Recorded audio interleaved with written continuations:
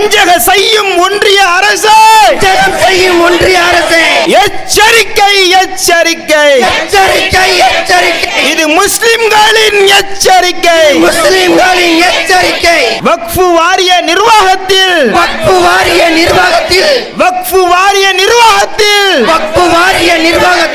காவிகளை நுழைக்க துடிக்கிறதா?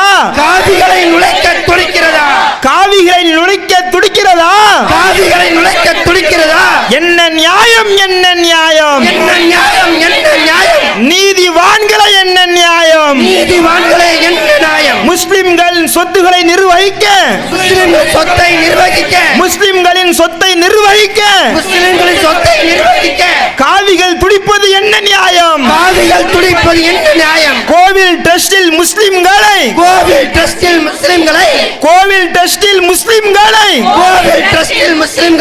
உறுப்பினராய் உள்ளே சேர்த்தால்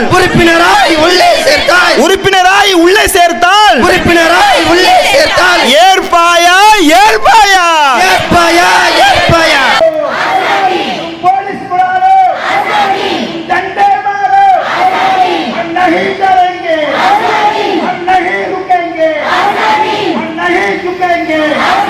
அஸ்ஸலாமு அலைக்கும் வரஹ்மத்துல்லாஹி வபரகாத்துஹு. தமிழ்நாடு தௌஹீத் ஜமாத் சார்பாக தமிழகம் முழுவதும் அனைத்து மாவட்ட தலைநகர்களிலும் 11, 12 ஆகிய தேதிகளிலே ஒன்றிய அரசு கொண்டு வரக்கூடிய வக்ஃப் வாரிய திருத்த சட்டத்திற்கு எதிராக மிகப்பெரிய மக்கள் திரள் ஆர்ப்பாட்டத்தை நாம் நடத்தி வருகின்றோம். இஸ்லாமியர்களுக்காக, இஸ்லாமிய சமுதாயத்தைச் சேர்ந்த முன்னோர்கள் தன்னுடைய உழைப்பால், தன்னுடைய பொருளாதாரத்தால் இந்த சமுதாயம், அடுத்து வரக்கூடிய தலைமுறையினர் வணக்க வழிபாடுகளில் ஈடுபடுவதற்காக பள்ளிவாசல்களை அமைத்து வணங்குவதற்காகவும், அவர்கள் மரணித்து விட்டால் அவர்களை அடக்கம் செய்வதற்கு அடக்க ஸ்தலத்தை அமைத்துக் கொள்வதற்காகவும், மதர்சாக்களை அமைத்துக்கொண்டு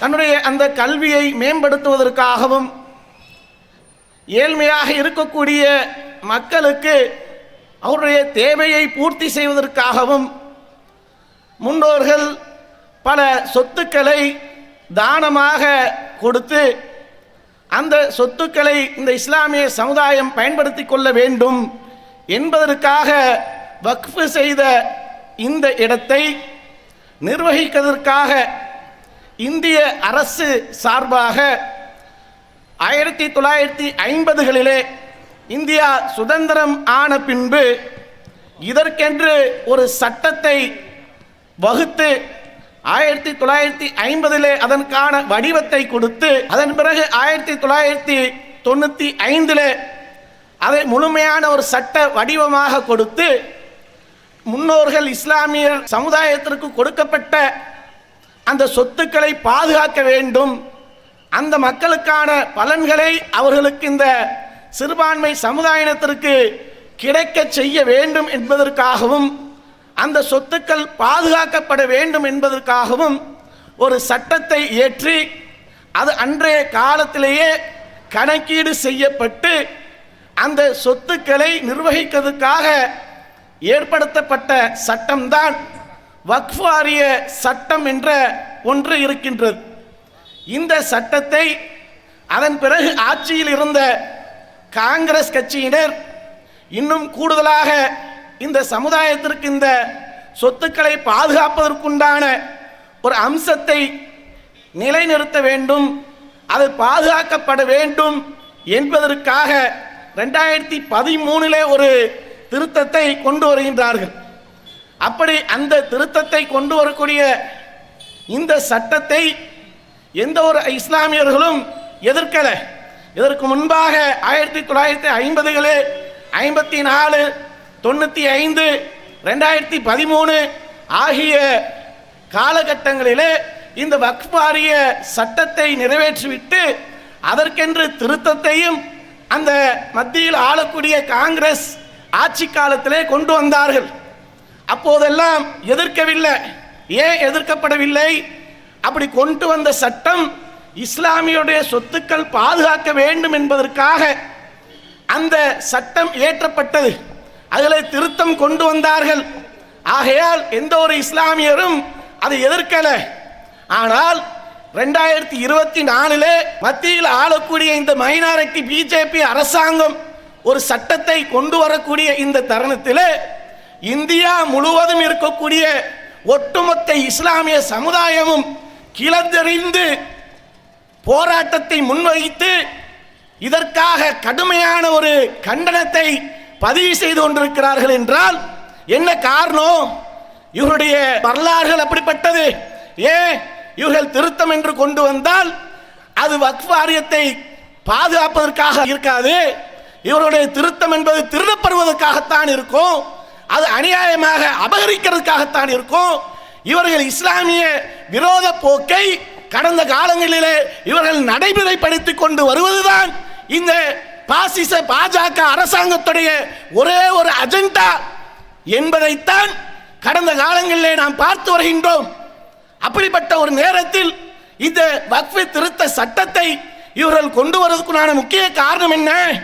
நாட்டிலே அதிகமான சொத்துக்களை நிர்வகிக்கக்கூடியவர்கள் முதன்மையாக இருக்கக்கூடியது ராணுவம் இருக்கு, அதே போன்று ரயில்வே துறை இருக்கு. இந்த இரண்டு துறையிற்கு அடுத்ததாக வக்ஃப் நிர்வாகம் அதிகமான சொத்துக்களை இந்தியா முழுவதும் அதை கையில் வைத்துக் கொண்டு நிர்வாகம் செய்து கொண்டிருக்கு.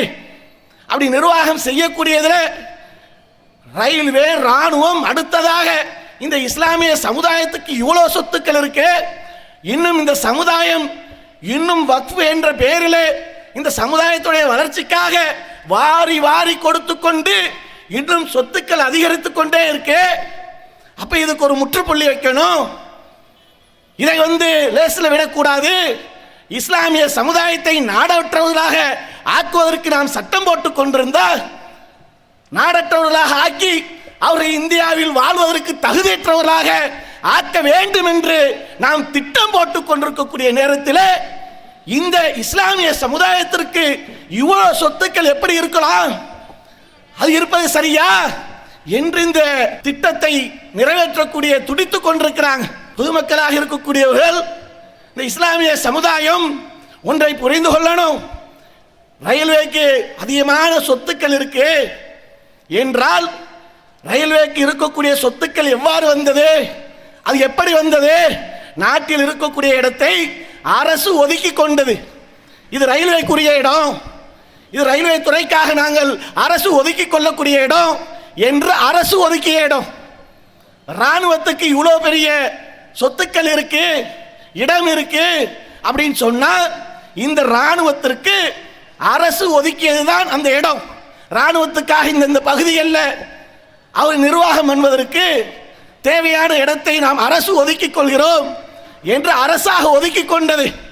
இந்த இரண்டுக்கும் அரசு ஒதுக்கி கொண்டதுதான் அந்த இடமெல்லாம். ஆனால் இஸ்லாமிய சமுதாயத்திற்கு இருக்கக்கூடிய இந்த வக்ஃப் நிலம் இருக்கு, இந்த வக்ஃப் நிலத்தை மோடியோட டாடி கொடுக்கல, அமித்ஷாவுடைய டாடி கொடுக்கல. எங்களுடைய இஸ்லாமிய சமுதாயம் எங்களுக்காக அடுத்து வரக்கூடிய தலைமுறைகளுக்காக கொடுக்கப்பட்ட சொத்து. அது ஏதோ எங்கிருந்தோ நம்ம அரசு ஒதுக்கியது, அதற்காக அரசு எடுப்பதற்காக கையகப்படுத்துறதுக்காக திருத்தத்தை கொண்டு வராங்க. ஏன் அவர்களுக்கு தேவையற்ற இடம் இருக்கு, சொத்து இருக்கு என்பதற்காக ஏதோ ஒரு திருத்தத்தை கொண்டு வருவதாக இல்லை. ஒவ்வொரு இஸ்லாமியனும் தன்னுடைய இரத்தத்தை வேர்வையாக சிந்தி இந்த சமுதாயத்தினுடைய முன்னேற்றத்துக்காக, அவருடைய வாழ்வாதாரத்தை மேம்படுத்துவதற்காக, கல்வியை மேம்படுத்துவதற்காக வழங்கப்பட்டதுதான் வக்ஃப் நில சொத்து. அதற்கு இவ்வளவு சொத்துக்கள் இருப்பதற்கு காரணம் இதுதான். யாரும் நம்மளுக்கு தானமாக எவன் வீட்டு அப்ப சொத்தையும் கொடுக்கல. இஸ்லாமிய சமுதாயம் உழைத்து தர்மம் செய்ததுதான். அப்படிப்பட்ட சொத்தை இன்னைக்கு ஆக்கிரமிப்பு பண்றதுக்காக பல்வேறு சதி திட்டங்களை தீட்டி இன்னைக்கு என்னன்னா திருத்தத்தை கொண்டு வரோம். என்ன காரணம்? நாங்கள் இஸ்லாமிய சொத்துக்களை பாதுகாக்கிறதுக்காக, இஸ்லாமிய சொத்துக்களை பாதுகாக்கிறதுக்கு என்று உங்களுக்கு என்ன அக்கறை? உங்களுக்கு என்ன அக்கறைன்ற பிஜேபி இதுவரைக்கும் இஸ்லாமியர்கள் மீது ஏதாவது ஒரு கருணை காட்டி இருக்கா? இஸ்லாமியர் மீது ஏதாவது நலன் காட்டி இருக்கா? அப்படி இருக்கும்போது இப்படிப்பட்ட ஒரு வேஷத்தை போடுகிறார்கள் என்றால், பாதுகாக்கிறேன் என்ற போர்வையை போர்த்துகிறார்கள் என்றால், இது ஏதோ அயோக்கியத்தனத்தை அரங்கேற்ற இருக்கின்றார்கள் என்பதை நாம் ஆய்வு செய்து பார்த்தா இருக்கக்கூடிய எந்த அளவுக்கு இன்னைக்கு திருத்தத்தை கொண்டு வரார்கள் என்றால், இஸ்லாமியர்களுக்கு என்று வழங்கப்பட்ட அந்த வக்ஃப் சொத்துக்களை யாரேனும் ஆக்கிரமிப்பு பண்ணியிருந்தா இதற்கு முன்பாக இருக்கக்கூடிய சட்டமே சிறந்த சட்டமாக இருக்கு. அதுல எந்த ஒரு பாதிப்பு இருக்கக்கூடிய சட்டம்லாம் இல்லை. மாறாக பல மாஃபியாக்களிடத்திலே எங்களுடைய சொத்துக்கள் சிக்கி சிதைந்து கொண்டிருக்கு. அதுதான் எங்களுடைய குறை. அதை நாங்கள் பாதுகாக்க வேண்டும் என்பதற்காக அதற்காக நாங்கள் போராட்டத்தை முன்னெடுத்து அதற்காக சட்ட போராட்டங்களை நடைமுறைப்படுத்திக் கொண்டிருக்கோம். அப்படி இருக்கும்போது என்ன திருத்தத்தை இவர்கள் கொண்டு வரார்கள் என்றால், அயோக்கியர்கள் என்ன திருத்தமா? இதற்கு முன்பாக யாரேனும் வக்ஃப் நிலத்தை ஆக்கிரமிப்பு பண்ணியிருந்தால் அதற்காக 50,000 ரூபாய் அபராதம் விதித்து அவர்களை தூக்கி வெளியில போடணும். சொத்தை மீட்டு விட்டு அவர்களுக்கு 50,000 அபராதம் விதிக்கணும். அவர்களை அந்த இடத்திலிருந்து அப்புறப்படுத்தணும். இதுதான் முன்பு இருந்த சட்டம். இதை அப்படியே மொத்தமாக நீக்கிறான். அந்த அபராத தொகை என்பது சட்டத்தை நாங்கள் நீக்கிறோம், நீக்கிவிட்டு நலன் நாடக்கூடியவர்களாம்.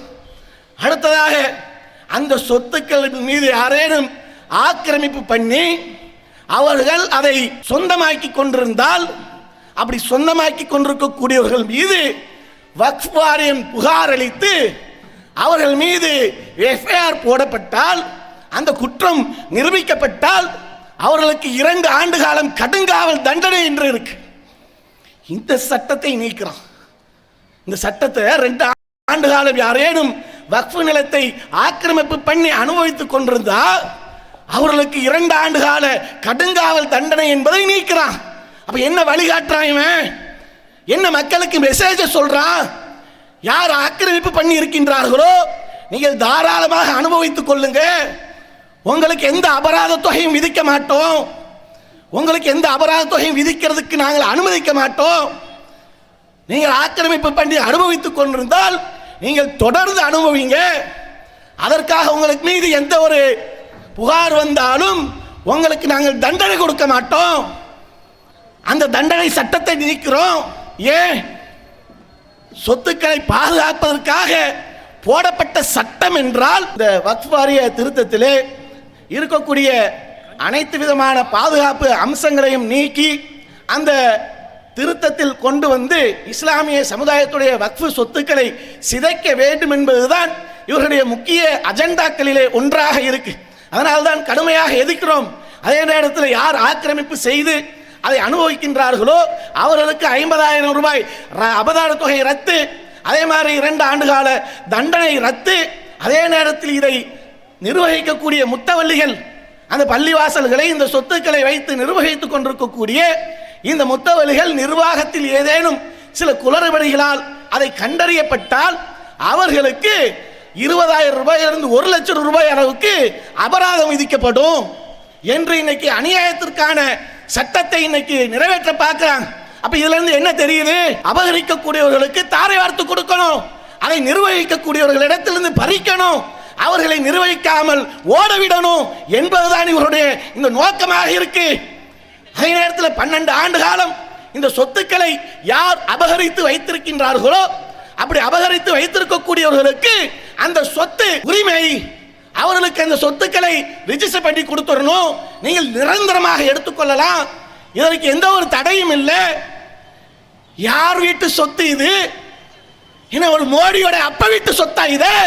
நீ தாரை வார்த்து கொடுப்பதற்கு அமித்ஷா வீட்டு அப்ப வீட்டு சொத்த நீ சட்டத்தை திருத்தி அபகரித்து ஒருத்தன் இருந்தா அவனுக்கே நீ சொத்து சொந்தம் என்பது சொல்வதற்கு நீ யார? அப்படி இந்த மாதிரி சட்ட திருத்தத்தை கொண்டு வந்தால் வேடிக்கை பார்த்து கொண்டிருப்போம் என்று நினைக்கிறீர்களா? இது அல்லாஹ்வுடைய சொத்து. அல்லாஹ்வுடைய சொத்தை பாதுகாப்பதற்கு எங்களுடைய உயிர்களை விடுவோம். இதற்காக தயங்க மாட்டோம். உன்னிடத்தில் ஆட்சி அதிகாரம் இருக்கலாம், உன்னிடத்தில் அதிகாரம் எப்படிப்பட்ட ஆணவமாக இருந்தாலும் சரி, அதற்காக அடங்க மாட்டோம். உன்னை அடக்கி வைப்போம். உன்னை அடக்கிறதுக்காக கூடிய கூட்டம் இது. என்ன பயந்துருவான்னு நினைச்சியா?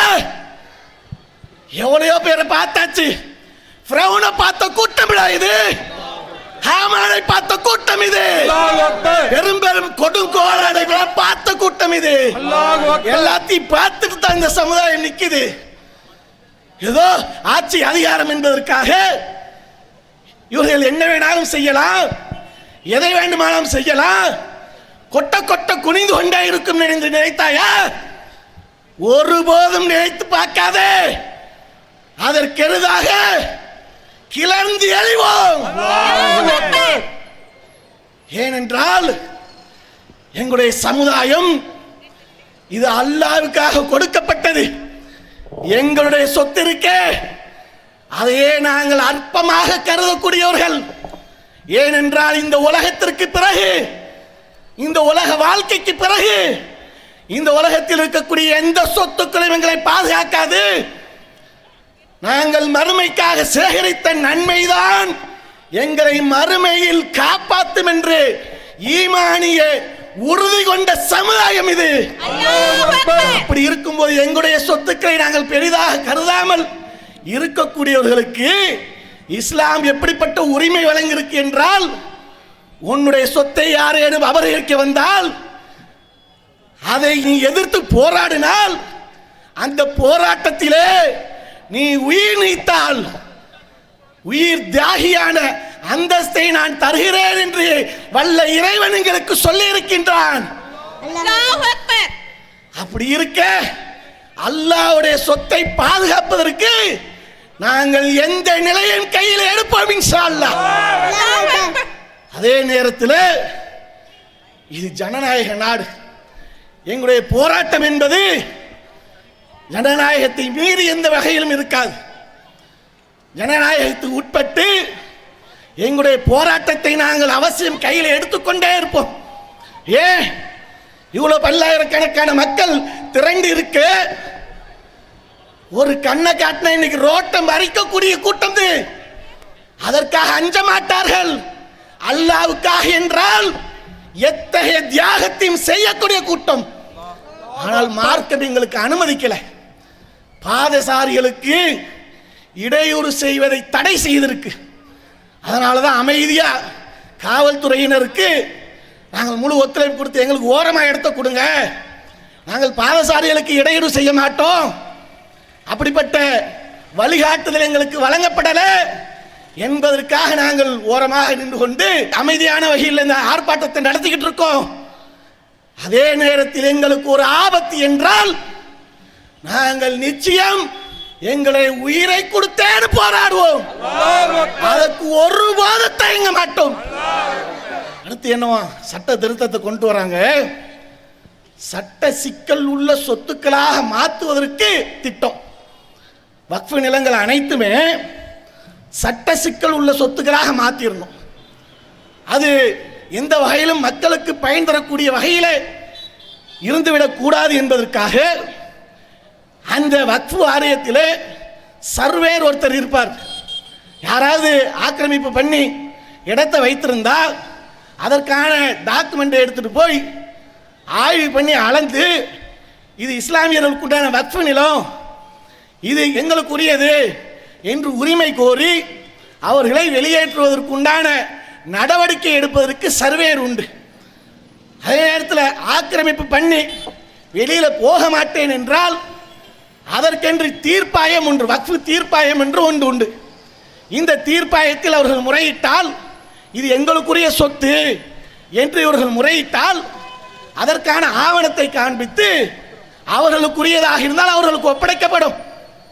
அதே வக்ஃபுக்கு சொந்தமான இடமாக இருந்தால் வக்ஃப் கையகப்படுத்திக் கொள்ளும். இதற்காக ஒரு தீர்ப்பாயம் உண்டு. இந்த இரண்டையுமே செயலிழக்க செய்து சர்வேர் என்பதை நீக்கி விடுறார்கள். தீர்ப்பாயத்தை செயல்படுத்தாத வகையில் 3 பேர் இருக்கிறதை 2 பேராக மாத்திரம் மாத்திட்டு அது செயல்படக்கூடாது என்பதற்கான மாற்றத்தை இன்னைக்கு கொண்டு வரான். அப்படி கொண்டு வந்தா, இப்படி கொண்டு வந்து விட்டு அது கலெக்டர் கையில் கொடுக்குறோம். மாவட்ட ஆட்சி தலைவராக இருக்கிறாரே, மாவட்ட ஆட்சி தலைவராக இருக்கக்கூடிய அவரிடத்தில் அந்த அதிகாரம் முழுமையாக, நீ அளக்கக்கூடாது, வக்ஃபு நிலத்தை நீ அளக்கக்கூடாது, சர்வேயராக இருக்கக்கூடிய நீ அளக்கக்கூடாது, நீ ஆட்சியர்கிட்ட தான், மாவட்ட ஆட்சியர்கிட்ட தான் போய் முறையிடணும். உனக்கு ஏதேனும் அபகரித்து வைத்திருந்தால் நீ போய் உரிமை கொண்டாடக்கூடாது, நீ மாவட்ட ஆட்சியரிடத்தில் தான் முறையிடணும் என்று இன்னைக்கு சட்ட திருத்தத்தை கொண்டு வரான். இன்னைக்கு மாவட்ட ஆட்சியருடைய நிலை எப்படி இருக்கு தெரியுமா? நாட்டில் இவர்கள் கையில் போனா நியாயமான தீர்ப்பு நம்மளுக்கு கிடைக்குமா? நமக்கு அந்த அபகரித்து வைத்திருக்கக்கூடிய அந்த சொத்துக்களை இவர்கள் உண்மையே மீட்டு சட்டத்தின் அடிப்படையில் இவர்கள் தீர்ப்பு சொல்வார்களா? கண்டிப்பாக சொல்ல மாட்டார்கள் என்பதுதான் யதார்த்த நிலையாக இன்றைக்கு நாட்டிலே நடந்து கொண்டிருக்கு. என்ன, இன்னைக்கு வந்த செய்தி, கேரளாவில் இருக்கக்கூடிய ஐஏஎஸ் அதிகாரி, என்ன பேரு, கே பாலகிருஷ்ணன், என் பிரசாந்த், ஐஏஎஸ் அதிகாரிங்க.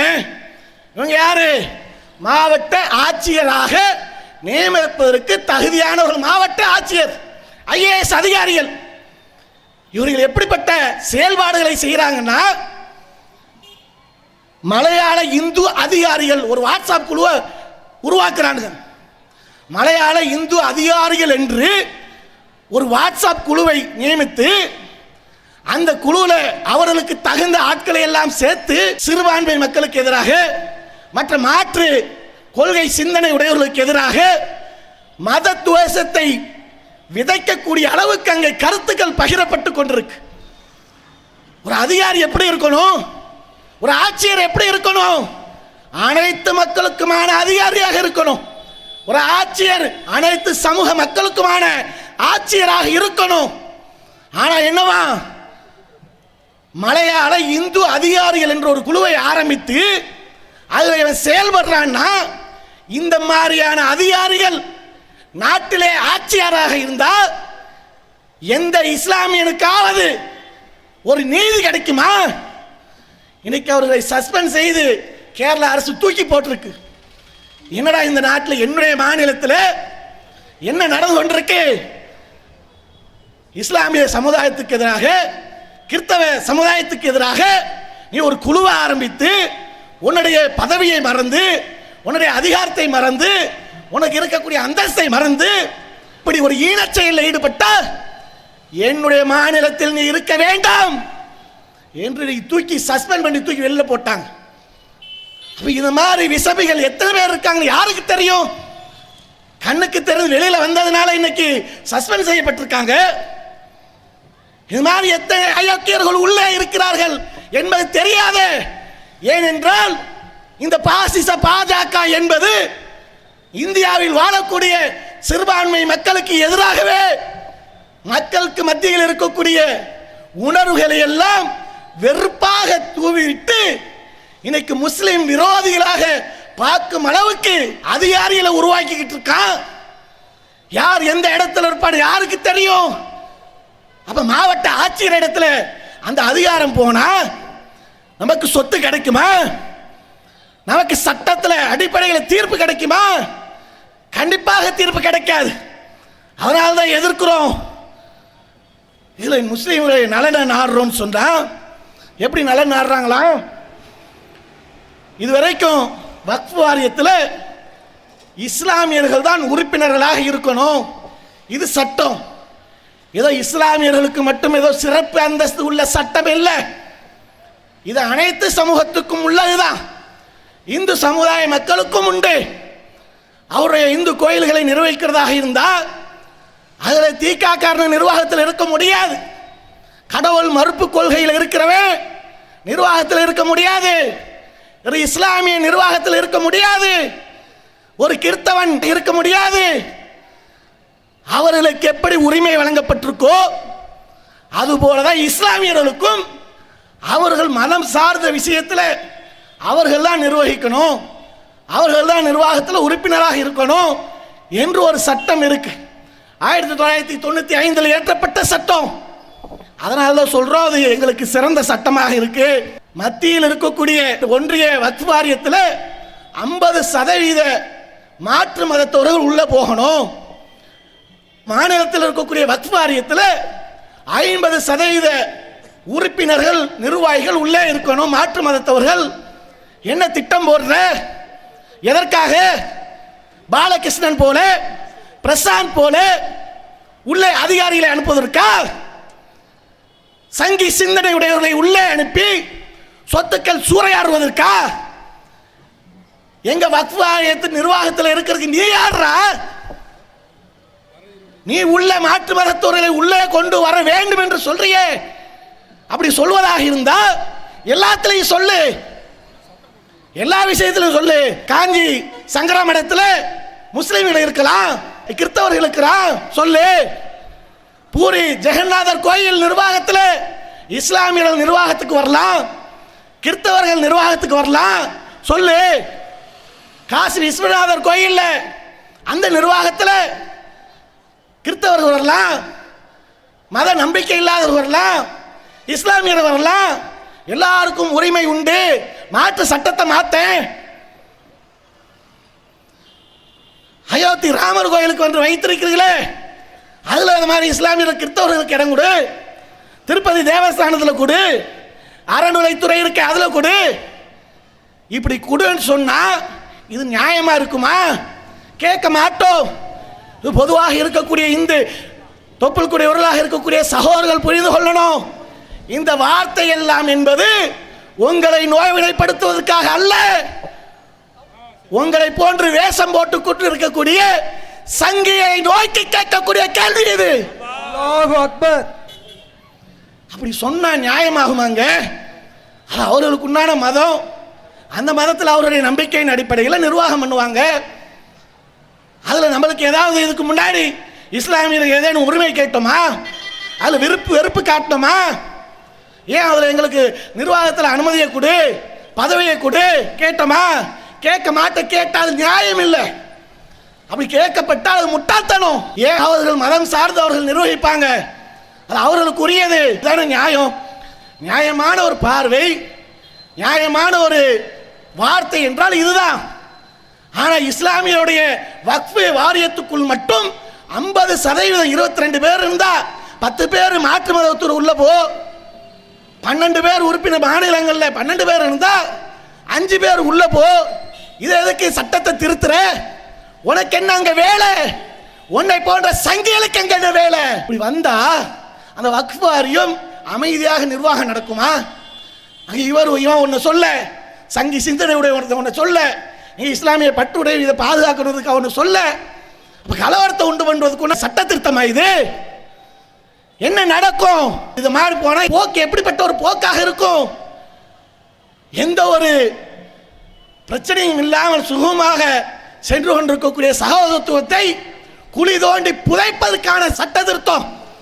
அதற்காகத்தான் சாவு மணி அடிக்க வேண்டும் என்று போராடி கொண்டிருக்கிறோம். ஒருபோதும் அனுமதிக்கவே மாட்டோம். அல்லாஹ் அக்பர். இந்த மாதிரி திருத்தத்தை கொண்டு வந்து வக்ஃப் வாரியத்தை சிதைக்கக்கூடிய அளவுக்கு இன்னைக்கு இவ்வளோ பெரிய அநியாயங்களை செய்கிறான். இந்த அநியாயத்தை செய்யக்கூடியதில் இன்னும் மேல என்ன, இஸ்லாத்துக்கு மக்கள் வந்து இஸ்லாத்தை ஏற்று வரவர்கள் இருக்காங்க. அவர்கள் ஆர்வப்பட்டு இந்த இஸ்லாமிய சமுதாயத்துக்காக ஏதாவது கொடுக்கணும், வக்ஃப் பண்ணணும், நான் அல்லாஹ்விடத்தில் நிரந்தரமான நன்மையை பெறணும் என்பதற்காக ஒரு சொத்தை தானம் பண்ண வந்தால் அவர் 5 வருடம் முஸ்லீமாக இருக்கணுமா? பிராக்டிக்கல் முஸ்லீமா, நடைமுறை முஸ்லீமாக இருக்கணுமா? நடைமுறை முஸ்லீமாக இருந்தால் தான் அவர் வந்து தர்மம் செய்வதற்கு தகுதியானவர். இந்த தகுதியை நிர்ணயிக்கக்கூடிய நீ யார்ப்பா? அவன் அல்லாஹ்வை நம்பிட்டான், அவன் ஓரிரை கொள்கையை ஏற்றுக்கொண்டான், அவன் நன்மைக்காக அவனுடைய கபர் குழிக்காக தர்மம் செய்ய வந்தால் நடைமுறை முஸ்லீமாக 5 ஆண்டு காலம் இருக்கணும். அதுக்கு பல படிவங்களை கொடுக்கிறது. அது தர்மம் செய்ய வந்தா அவனை வந்து மன உளைச்சலாக்கக்கூடிய அளவுக்கு படிவங்களை உருவாக்கி எப்பா நான் வக்ஃபே பண்ணலை என்று ஓடணும். ஏன்? ஏற்கனவே அதிகமாக சொத்துக்கள் இருக்கு. அப்படி இருக்கும்போது இன்னும் வந்துக்கிட்டே இருந்தா இன்னும் சொத்துக்கள் கூடுமை. இதை தடுக்கிறதுக்காக இந்த மாதிரி திருத்தம். மாற்று மதத்தவர்கள் யாரேனும் இஸ்லாமியர்கள் மீது பற்று கொண்டு இஸ்லாமியருடைய சேவையை பாராட்டி ஒவ்வொரு வருடமும் இன்றைக்கு நம்ம பார்க்கிறோமே, கால சூழல் மாறிக்கொண்டே இருக்கும்போது, வெள்ளம் எல்லாம் ஒவ்வொரு மாவட்டங்களில் வரும்போது தன்னுடைய இன்னுயிர்களையும் துச்சமாக மதித்துக்கொண்டு இருக்கக்கூடிய மனிதர்களை காப்பாற்ற வேண்டும் என்று மனித நேயத்தோடு ஓரோடி இரவு பகல் பார்க்காமல் மனிதநேய சேவை செஞ்சுக்கிட்டு இருக்கிறான் என்பதை பார்த்து ஒரு மாற்று மதத்தவர் ஒரு வக்ஃபு செய்யக்கூடிய ஒரு சொத்தை தர்மம் செய்தா அது செய்யக்கூடாது. ஏன்? அப்படியும் ஒரு சகோதரத்துவம் அவர்கள் மீது மலர்ந்துடக்கூடாது. அவன் செய்கிற சேவையை பார்த்து நீ மயங்கிடக்கூடாது. அப்படி நீ மீறி பண்ணா அந்த சொத்தை நாங்கள் எடுத்துடுவோம், அரசு எடுத்துக்குவோம். எவ்வளோ ஒரு அயக்கத்தனம், எவ்வளோ ஒரு திருத்தனம். அப்போ இதெல்லாம் இந்த மாதிரி திருத்தங்கள் என்பது 40க்கும் மேற்பட்ட திருத்தங்களை கொண்டு வரான், 40க்கும் மேற்பட்ட இணைப்புகளை கொண்டு வரான், 40க்கும் மேற்பட்ட சட்டங்களை நீக்கிறான், 100க்கும் மேற்பட்ட திருத்தங்களை கொண்டு வந்து திருட்டுத்தனமாக இந்த வக்ஃபு நிலத்தை அபகரிக்கிறதுக்கு துடித்துக் கொண்டிருக்கிறான். இதற்கு எதிராகத்தான் இந்த மாபெரும் மக்கள் திரள் ஆர்ப்பாட்டம். அதே நேரத்தில் என்னன்னா, இந்த மாதிரி இவர்கள் செயல்பாடுகள் இருப்பதனால அந்த சங்கி சிந்தனை உடையவர்கள் அவர்கள் சொல்லக்கூடிய அந்த பிரச்சாரத்தில் மயங்கி இன்னைக்கு என்னன்னா படம்லாம் எடுக்க ஆரம்பிச்சிட்டான். எப்படி? இராணுவ வீரக பகடக்காயை வைத்துக்கொண்டு அதை நாங்கள் போற்றுகிறோம் புகழ்கிறோம் என்ற பேரில், அது என்ன மையத்து கட்சியா? என்ன கட்சி? மையத்து கட்சியா? மக்கள் நீதி மைய கட்சியா? சரி சரி, ஏதோ மையத்து கட்சி. ஏன்னா மக்கள் நீதினாக்கு நீதியை நிலைநாட்டணும், ஒரு உயிரோடு இருக்கணுமே. மக்கள் நீதி கட்சின்னு வச்சுட்டு மையத்தா இருக்கிறது. அங்கே இருக்கக்கூடிய நீ எதற்காக கட்சி ஆரம்பிச்சிருக்க? நீ என்ன வேலை செஞ்சுக்கிட்டு இருக்கேன்னு எங்களுக்கு என்ன தெரியாதா? கமலஹாசன் செய்யக்கூடிய அயோக்கியக்கணம் தெரியாமல் இங்கே நாங்கள் இல்லை. ஆசாத்தி கோஷம் போடுவது தீவிரவாதிகளுடைய அடையாளம். இன்னைக்கு ஒலித்தது பார் தமிழகம் எங்கும் 2 நாள் ஆசாத்தி கோஷம் தான் தமிழக தலைநகரங்களை ஒலித்துக் கொண்டிருக்கிறது. ஆசாத்தி கோஷத்தை தீவிரவாதிக்கு உண்டான கோட்வேடு என்று சிறுமைப்படுத்தி காட்டினா, அதை சிதைத்து காட்டினா, நாங்கள் ஓங்கி ஒழிப்போம்டா ஆசாதி என்று. அதற்குத்தான் ஆசாத்தி கோஷத்தை எடுத்தோம். ஆசாத்தி கோஷத்தை வைத்துக் கொண்டு, ஆசாத்தி கோஷத்துடைய வரலாறு தெரியுமா? அடே, எங்களுடைய சமுதாயம் விடுதலை போராட்டத்திற்காக பிரிட்டிஷ்காரர்களை எதிர்கொண்டு தன்னுடைய இன்னுயிர்களையும் இழக்கும் போது அந்த ஆங்கிலருக்கு எதிராக முழங்கிய கோஷம்தான் ஆசாத்தி கோஷம். தீவிரவாதத்துக்கு உண்டான ஒரு கோஷமாக சித்தரித்து காட்டுற வருவல்ல. இன்னும் எத்தனை காலம், இன்னும் எத்தனை ஆண்டு? எப்படியும் எங்களை தேடித்தான் வருவே. நீ எந்த சட்டமன்ற தொகுதிக்குள்ளே நீ வந்தாலும் சரி, உன்னை ஓட ஓட விரட்டுவோம். உன்னுடைய கட்சி சார்ந்தவர்கள் எங்கே நின்றாலும் அவர்களை டெபாசிட் இழக்க செய்வோம். யாரிடத்தில் வேண்டுமானால் கூட்டணி வைத்துக்கொள், அந்த கூட்டணி கட்சியும் சேர்த்து டெபாசிட் இழக்க செய்வோம். இஸ்லாமியர்கள் நன்றி உணர்வுக்கும் பேர் போனவர்கள் காயப்பட்டு விட்டால் அதற்கு ஜனநாயகத்தின் அடிப்படையில் பதில் சொல்வதற்கும் உங்களுக்கும் நாங்கள் எச்சரிக்கையாக சொல்லிக் கொள்கிறோம். அடுத்ததாக, இந்த போராட்டத்துடைய நோக்கம் என்பது இங்கே தமிழகத்தில் நாம் தான் துவக்கி வைத்திருக்கோம். இதை இவர்கள் நடைமுறைக்கு கொண்டு வருவார்கள் என்றால், இந்த சட்டத்தை இவர்கள் அமல்படுத்துவதற்கு துடிப்பார்கள் என்றால், எங்களுடைய போராட்டம் இது முடிவு கிடையாது. இனிமேல் தான் அடுத்தடுத்த போராட்டம். சிஏக்கு எப்படி நாம் ஒட்டுமொத்த இஸ்லாமிய சமுதாயமும் ஒன்று திரண்டு போராடணுமோ, அதை விட வீரியமிக்க ஒரு போராட்டத்தை நீங்கள் பார்ப்பீர்கள். அப்படி ஒரு போராட்டம் நடந்தால் வருவீர்களா? வருவீர்களா? அப்படி வந்தால் எந்த நிலையாக இருந்தாலும் சந்திக்க தயாரா? அப்படிப்பட்ட ஒரு சமுதாயம் தான் ஈமானுடைய வழி நிறைந்த சமுதாயமாக உருவாக்கி வைத்திருக்கிறோம். அல்லாஹ்வுக்காக எதையும் செய்வதற்கு தயாராக இருக்கக்கூடிய இந்த சமுதாயத்திட்ட உன்னுடைய வாளை ஆட்ட வேண்டாம். எப்படி மைனாரிட்டியாக இருக்கின்றாயோ அடுத்தது மண்ணை கவ்வக்கூடிய அளவுக்கு அல்லாஹ் உங்களுக்கு பாடத்தை புகட்டுவான் என்று கூறிக்கொண்டு என்னுடைய உரையை நிறைவு செய்கின்றேன். வாஹிதவன் அல்ஹம்துலில்லாஹி ரப்பில் ஆலமீன். அஸ்ஸலாமு அலைக்கும். இஸ்லாம் மற்றும் சமுதாய செய்திகளை அறிந்து கொள்ள தமிழ்நாடு தௌஹீத் ஜமாஅத் யூடியூப் பக்கத்தை உடனடியாக சப்ஸ்கிரைப் செய்து கொள்ளுங்கள். மேலும் பெல் பட்டனையும் கிளிக் செய்து கொள்ளுங்கள்.